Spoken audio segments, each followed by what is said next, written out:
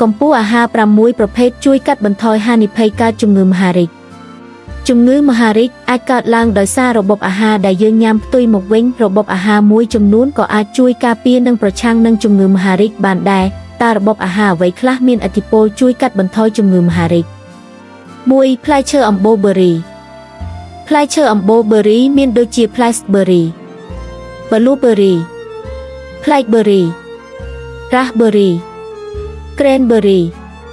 និងផ្លែមុនជាដើមមានផ្ទុកសារធាតុប្រឆាំងអុកស៊ីតកម្មដូចជាសារធាតុចិញ្ចឹមរុក្ខជាតិអានថូស៊ីយ៉ានីនរេវេរ៉ាត្រូនិងអាស៊ីតអឡាយិកដែលអាចពន្យឺតបញ្ឈប់និងការពារការរីកលូតលាស់នៃដុំសាច់ផ្លែឈើអំបូរបឺរីអាចកាត់បន្ថយហានិភ័យនៃការកើតជំងឺមហារីកសួតក្រពះនិងមាត់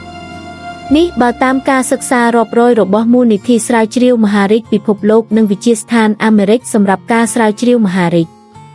2ស្ពៃក្តោបពណ៌ស្វាយនិងផ្កាខាត់ណាខៀវ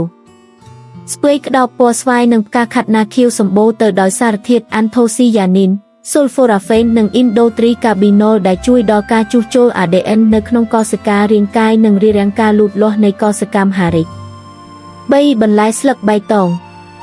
បន្លែស្លឹកបៃតងអាចជួយកាត់បន្ថយហានិភ័យកើតជំងឺមហារីកព្រោះសម្បូរទៅដោយសារធាតុហ្វូឡាដែលជួយដល់ការបង្កើត ADN ចម្លង ADN បានត្រឹមត្រូវហើយក្នុងករណីខ្លះអាចជួយជួសជុល ADN ទៀតផងការប្រែប្រួល ADN ក្នុងរាងកាយអាចប្រែក្លាយកោសិកាធម្មតាទៅជាកោសិកាមហារីក4សណ្តែកសណ្តែកសម្បូរទៅដោយសារធាតុទប់ស្កាត់ប្រូតេអាសនិងភីតាតអាចពន្យឺតនឹងការលូតលាស់ដុំសាច់ម៉ង់កាណេសជួយបង្កើតអង់ស៊ីមការពារកោសិកាពីការបំផ្លាញកាំហ្វឺរ៉ូលនិងខ្វឺសេទីនមានលក្ខណៈសម្បត្តិប្រឆាំងអុកស៊ីតកម្មនិងប្រឆាំងនឹងការរលាកសារធាតុ flavonoids មាននៅក្នុងស្រទាប់សណ្តែកខាងក្រៅក៏ជាសារធាតុប្រឆាំងអុកស៊ីតកម្មដ៏អស្ចារ្យដែរ5អាស៊ីតខ្លាញ់អូមេហ្គា3អាស៊ីតខ្លាញ់អូមេហ្គា3មានក្នុងផ្លែពើប្រេងអូលីវត្រីសាល់មុន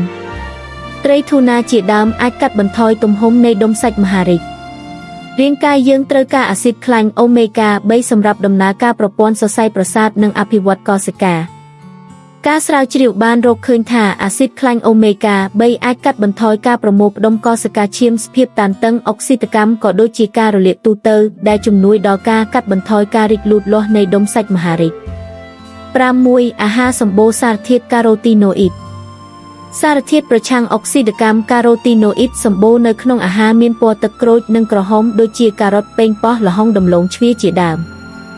សារធាតុប្រឆាំងអុកស៊ីតកម្មជួយការពារកោសិកាពីការខូចខាតដែលអាចប្រែក្លាយទៅជាកោសិកាមហារីកអ្វីត្បិតតែអាហារដូចបានរៀបរាប់ខាងដើមអាចជួយកាត់បន្ថយហានិភ័យកើតជំងឺមហារីកតែជំងឺមហារីកអាចបង្កឡើងដោយកត្តាជាច្រើនអ្នកវិទ្យាសាស្ត្រនិងគ្រូពេទ្យបានណែនាំថាដើម្បីកាត់បន្ថយជំងឺមហារីកយើងត្រូវជៀសវាងអាហារនិងកត្តាបង្កជំងឺមហារីករក្សាគីឡូឲ្យស្ថិតក្នុងរង្វង់ល្អចំពោះសុខភាពនិងហាត់ប្រាណជាប្រចាំ